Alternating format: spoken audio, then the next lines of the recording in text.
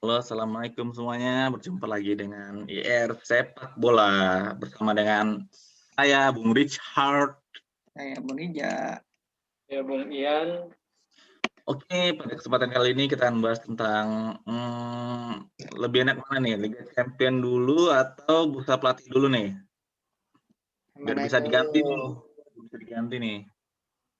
Mana yuk? Ya kayak lagi live streaming aja loh. Ian aja. Kita bahas ini ya, Champion aja ya, Ya, siapa? yang akan diadakan besok. Ntar malam, ya besok pagi. Oh, iya. 2 pagi. 30. Besok antara Manchester is Blue dan Blue. London is Blue. Manchester is Blue dan London is Blue. Oke. Kira-kira nih strategi apa nih yang akan dipakai dari Pep Guardiola sama Tuchel nih? Baik dari sisi line up, key player, atau enggak nanti strateginya, formasinya, penyerangnya siapa aja yang cedera. Mungkin bisa dibantu dari penggemar beratnya Manchester, dari Bung Rija gimana nih? Bas, yang mana nih kalau gue nih? Manchester aja. Oh, Manchester. Oke.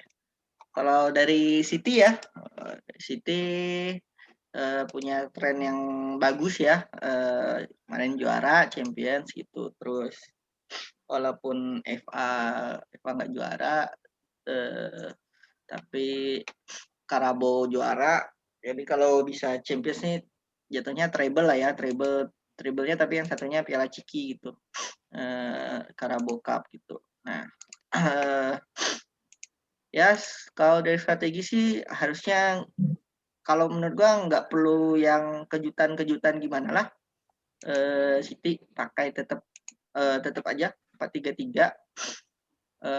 Jangan kayak yang kemarin pas lawan Chelsea. Lawan Chelsea itu nggak tahu kenapa pakai 3-1-4-2. Ya mungkin Pep ngadi-ngadi lah gitu biar si biar si Chelsea-nya nggak bisa terlalu nebak, khususnya Tuchel ya nggak bisa terlalu nebak taktikalnya gitu. Nah, jadi balik lagi ke 4-3-3 aja. Di kanan ada kayak di kiper ada Ederson Moraes, di tengah biasa langganan Johnston dan Ruben Dias, di kanan Kyle Walker, di kiri Zinchenko, terus di tengah Fernandinho, terus satunya lagi siapa ya? Gue nggak mau masukin Gabriel Jesus soalnya. Fernandinho, terus Gundogan, sama Kevin De Bruyne sih bagusnya. Terus di depannya Sterling, Mahrez sama Foden.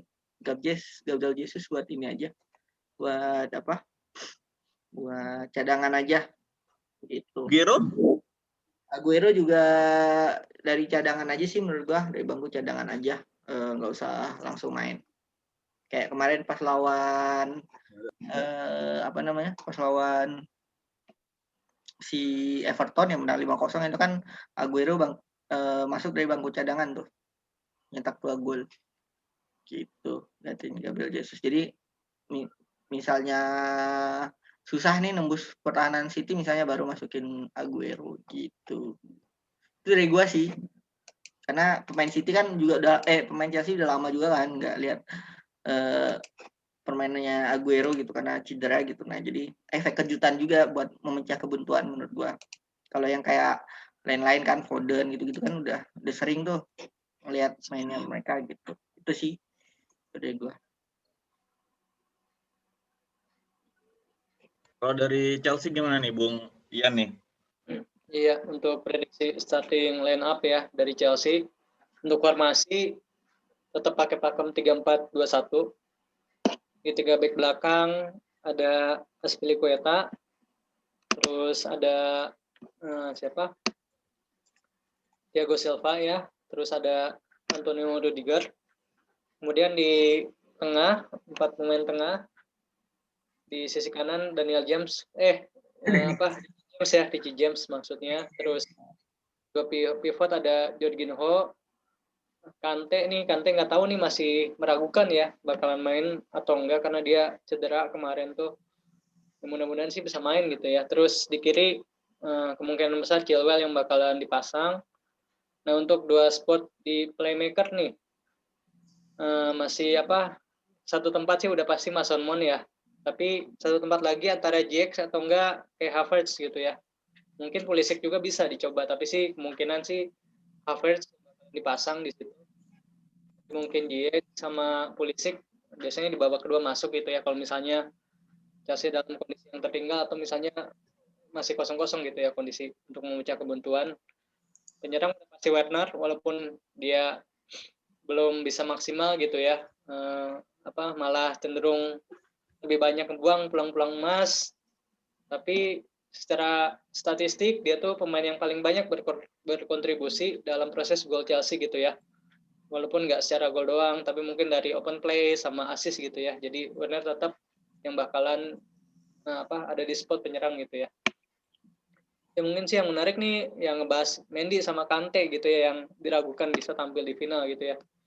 Kalau misalnya Mendy kipernya nggak main, ya kemungkinan besar Kepa gitu ya yang main, yang notabene kita tahu, waduh nggak tahu tuh kenapa bisa anjlok gitu ya performanya. Jadi agak was-was kalau misalnya Kepa yang main gitu. Jadi masih meragukan nih antara, apalagi kalau di tengahnya Kante nggak main, bakalan agak susah tuh. Ya, yang notabene kita tahu bahwasanya pemain City itu tengahnya bagus banget gitu ya. Jadi kalau misalnya Kante gak main, waduh susah kayaknya ngeredam tengahnya City gitu ya. Kecuali misalnya Kante main tuh bisa mengimbangi lah tengahnya City, bisa nutup De Bruyne, Gundogan juga bisa ditutup gitu ya sama Kante.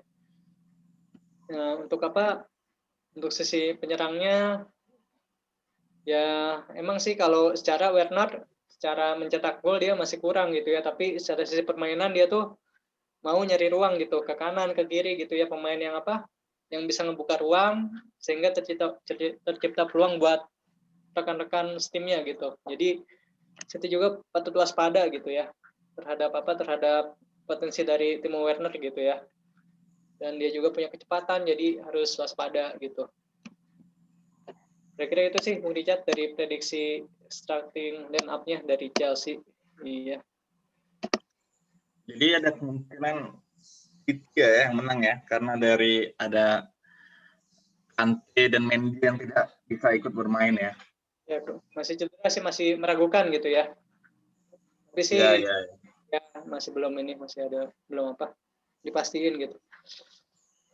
Tapi formasinya sekarang jadi De Bruyne ya yang jadi striker ya. Apa false nine ya? Kalau ngeliat sih lebih ke false nine ya. Kalau misalnya ngelihat secara permainannya, bukan striker murni yang nunggu di depan gawang kayak Aguero gitu ya.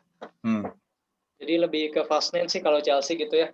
Lebih kenarik pemain-pemain back lawan supaya dia bisa ngebuka ruang gitu buat pemain-pemain lain buat nyetak gol gitu. Makanya si Chelsea itu masang 2 playmaker gitu di belakang penyerangnya. Ya, si Kante sama Jorginho. Bukan, itu si JX sama Mason Mount. Oh iya. Satu nggak Havertz ya. Ya. Jadi lebih cenderung susah ketebak gitu. Iya. Kan kalau misalnya kita ngandelin penyerang 9 murni kan statis gitu ya, lebih statis. Kalau ini kan lebih mobile gitu ya pergerakannya, bisa muter gitu. Sama kayak City sih sebenarnya, sama kayak City. Oke. Kira-kira skor berapa nih, Ian? Bung Ian. Kalau skor sih, kalau ngelihat dari sisi permainan, terus ya sih setuju ya, asalkan Pep nggak berubah taktiknya macam-macam gitu ya, tetap pakai pakemnya 4-3-3 dengan pemain-pemain terbaiknya gitu di posisinya, City yang bakalan menang sih. Iya, lebih ke kualitas pemain sih ya. Kualitas pemainnya City lebih bagus, apalagi kalau misalnya Kante sama Mendy nggak bisa main gitu. City bakalan menang. Tapi kabar terbaru, Mendy sama Kante bakalan main ya? Oh, bakalan main ya? Iya. Udah sembuh dari injury. Ketat sih pertandingan pastinya ya. Ya. Chelsea lebih sulit ditembus gitu. Nih kalau misalnya Chelsea nih, Kante sama Mendy main berapa nih sekarang ya skornya ya? Masih ini sih masih City tapi mungkin skornya tipis kali ya 2-1. Dari Chelsea siapa lagi yang kira yang lagi nggak bisa main? City, Chelsea dari Chelsea. Itu doang sih 2 yang ada masalah sih ini fit semua ya untuk final ini. Oke, udah ready semua ya. Terus dari City nih kira-kira berapa nih? Dari Bung Riza, kira-kira berapa nih skor untuk City nih? 2-0 lah City mah. Mau ada City ya? apa enggak? 2-0 sih. City ya?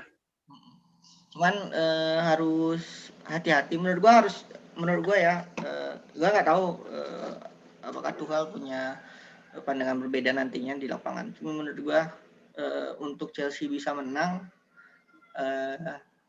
harus main bertahan sih, ngincar counter gitu. Ya. Karena Timo Werner punya kecepatan sebenarnya kan. Jadi memang mainnya yang gua penasaran nanti taktik kedua pelatih gimana gitu. Karena let's say misalnya si Pep tetap main 4-3-3 tapi dia kasih ngasih Chelsea megang bola gitu. Jadi nggak dia dominan, misalnya dia kasih 50-50 katakan kayak gitu ya. Nah, itu gimana Chelsea bisa manfaatin saat dia pegang bola gitu. Kalau memang soalnya itu akan lebih susah diprediksi ketimbang si Pep main possession. Jadi kalau main possession kan tetap tuh kalau si mana tim yang bisa manfaatin peluang kan dan mana tim yang ceroboh gitu. Nah itu kalau kayak gitu si Chelsea-nya menurut gue lebih punya peluang asalkan defense-nya bagus karena tinggal main counter kayak MU dulu lah awal-awal dilatih Ole gitu. Mainnya reaktif football. Nggak salah sih karena kita tahu kualitas pemain kan juga kalah kan. Nah kalau memang mau juara begitu tuh. Nah tapi kalau misalnya Pep kasih si Chelsea pegang bola, nah itu yang gue penasaran tuh. Karena pertandingannya akan gimana. Serunya di situ sih, taktikal sih yang gue tunggu. Taktikalnya akan seperti apa. Cuman gue asumsi mainnya ini ya kayak orang-orang prediksi pada umumnya lah. Atau gue prediksi lah gitu. Main pakem yang biasa, cuman Chelsea yang berubah dari yang mungkin menyerang jadi agak sedikit bertahan karena si City pakai position football gitu. Dengan begitu harusnya si City bisa menang 2-0. Tapi di pertemuan sebelumnya Chelsea nih yang sering memenangkan pertandingan nih. Ya kemarin sih yang terakhir Chelsea menang. Itu ya karena Pep lagi coba-coba lagi pakai taktik lucu-lucu aja. Dia pakai 3-1-4-2 kemarin. FA Cup juga menang ya? FA Cup ya mungkin apa namanya? Gua nggak tahu deh apa yang terjadi di FA Cup. Gua harus cek historinya kan karena gua nggak terlalu fokus tuh di ini ya di Chelsea ya. Cuman kalau gua lihat di FA itu karena dia waktu itu selisih sama apa sih namanya sama Champions League ya itu deket sih kalau nggak salah harinya kalau nggak salah ya kipernya makanya Stephen coy apa kipernya Stephen bukan Anderson ya makanya kan dia kalahnya tuh karena kalau nggak salah dia ada pertandingan Champions tuh kalau nggak salah gua 3 hari sebelumnya apa makanya dia main pakai begitu tuh si Pep gitu. Makanya kalau dia pakai full tim harusnya dia menang. Karena dia ya 3 hari sebelumnya ya 2 hari sebelumnya malah tanggal 15 kan dia mainnya 17 April ya FA Cup. 15 April itu dia lawan Dortmund. Biar di quarter final. Makanya full timnya tuh dipakai lawan Dortmund. Lawan Chelsea itu rotasi di FA. Gitu. Ya. Chelsea. Betul. Lawan Chelsea kan dia pakai 4-2-3-1 di FA. Yang biasanya 4-3-3 gitu. Itu sih Richard. Nah, asal si Guardiola nggak aneh-aneh taktiknya, harusnya mereka bisa menang gitu. Nah, kalau tiba-tiba dia ganti nih taktiknya, gua nggak tahu. Lebih berpeluang Chelsea sebenarnya menurut gua. kalau dia ganti taktik ya. Ya, benar-benar. Jadi taktik pakemnya yang mana nih, Jak? Kalau City 4-3-3 pasti. 4-3. Kalau dari Chelsea pakemnya yang mana nih, Bung Ian? 3-4-2-1 ya. 3-4-2-1. 4-2-1 ya. Iya. Jadi kita lihat tim Chelsea dan City ini pakemnya dimainkan ya. Ini tidak ada uji coba lagi ya buat final ini ya. Ya, kalau pakemnya dimainkan sih udah ketebak lah ya cara mainnya kayak gimana. Nah, cuman ya itu tadi kalau misalnya entah si Pep dia mau kayak apa ya, apa sih cara manajerial tuh apa kayak cyborg gitu kan, cyborg sih kayak tiba-tiba gue ganti nih taktik gue yang tadinya gue main 4-3-3 position jadi gue kasihlah Chelsea position gitu. Gue cuman bertahan di tempat megang bola di tempat-tempat yang strategis saja misalnya kayak gitu. Nah itu yang gue penasaran sih, bisa nggak Chelsea megang bola. Terus kan si City juga kan di depannya kencang-kencang juga sebenarnya. Jadi kalau bisa jual beli serangan itu lebih seru sih. Cuman kalau posisinya di Inggris kick and rush ya. Pasti kencang ya. Cuman kan banyak kan sekarang udah bertransformasi juga, sama kayak di Italia juga udah nggak pakai Catanaccio lagi. Iya. Udah bertransformasi juga, nggak semuanya pakai kick and rush juga. Yang masih pakai itu kayak MU tuh masih pakai gitu. Tapi model-model Liverpool kan enggak. Gen pressing. Faktor pelatih juga ya. Faktor dari prinsip pelatih juga ya. Pelatih yang di luar Inggris itu nggak pakai. Kalau kayak MU kan karena si Solskjaer pernah main di MU, yang dari dulu kan mainnya gitu tuh, makanya beberapa kalau kita lihat pandit-pandit sekarang kalau misalnya yang lihat MU pada mempertanyakan karena cara mainnya MU tuh ya kick and rush itu yang dibilang beberapa pandit bilang old school lah ya, textbook banget. Sementara kan strategi permainan udah berubah tuh sekarang, yaitu ada gegen pressing, ada yang positioning football gitu Ya. lah. Oke, berarti dari lu 2-0, dari Bung Ian 2-1 ya. Iya. Lebih ke situ. Ada lagi yang mau ditambahkan dari teman-teman? Udah sih, paling dari gua gitu sih. Ya itu aja tadi, gua nunggu keseruan kalau bisa jual beli serangan. Cuman kalau enggak ya ketebak lah. Yang nyerang yang mana, yang bertahan yang mana, yang nge-counter yang mana. Itu tinggal cek mana aja yang ceroboh sama yang bisa memanfaatkan peluang. Kecuali beda misalnya finalnya saya City lawan Liverpool atau City lawan PSG mungkin. Cuman PSG-nya udah kemana tahu. Kira nih, kalau misalnya Tuchel gagal nih, bakalan di depan nggak? Enggak sih, tetap stay. Karena alasan apa sih mencat Tuchel? Karena dia di PSG juga nggak bawa PSG juara, bawa sampai final doang. Itu juga udah prestasi sih buat Chelsea di final menurut gua. Final dan di 4 besar. Karena itu Tuchel di depan ya. Ya kalau di PSG kan dia udah dikasih waktu berapa lama tuh. Kalau di Chelsea kan baru setahun gitu belum. Ya. Pertengahan musim. Tapi dia bisa dapetin juara gitu kan.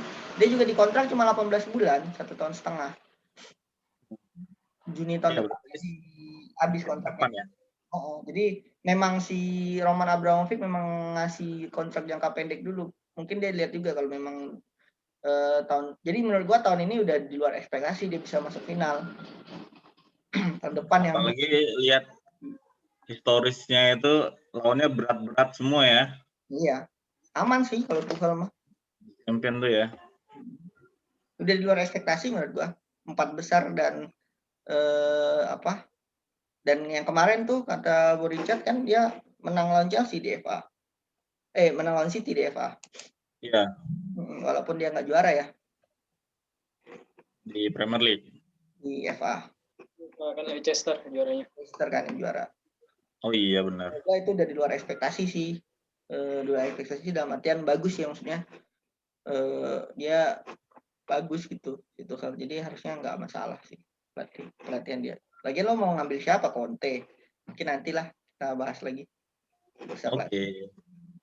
Oke, dari kami mungkin cukup ya. Mungkin kalau ada saran, ada yang terus bisa komen atau DM langsung ke Bung Rija ya. Bisa. Oke, dari kami cukup. Assalamualaikum warahmatullahi wabarakatuh. Salam sejahtera, salam IR Bola Indonesia.